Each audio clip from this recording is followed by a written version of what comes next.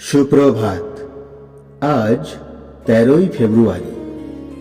আজকের দিনে আমাদের প্রধান চিন্তা হোক, নিষ্ঠা বিনা ধর্মজীবনের কোনো কাজেই সক্ষম হওয়া যায় না।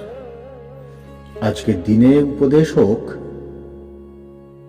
সকলেই দুঃখ, দুর্বলতা ও ভয় হইতে মুক্তি চাই, কিন্তু আমরা কি করিয়া উদ্ধার পাইব?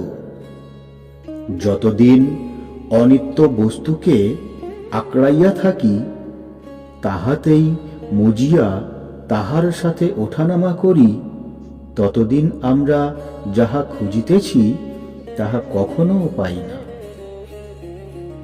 আনন্দ ও উন্নত আদর্শ লাভের জন্য ঐকান্তিক ব্যাকুলতা থাকিলেও আমরা লক্ষ্যভ্রষ্ট হই।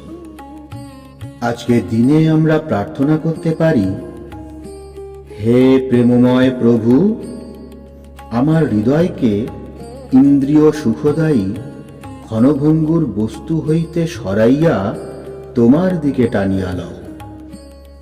তোমারই নিত্য চিরন্তন সত্তায় নিবদ্ধ করো। আমার ভিতরে আন্তরিক ব্যাকুলতা জাগাও হে দেব, আমি যেন তাহার সাহায্যে তোমাকেই সকলের মধ্যে দেখিতে পাই। কখনো যেন দুর্বলতার বশীভূত না হই। তুমি যে এ জীবনের ও শক্তির উৎস, আমি যেন তোমার শ্রীচরণে চিরকাল অনুগত অবিচলিত হইয়া থাকি। প্রণাম। জয়তু শ্রীরামকৃষ্ণ।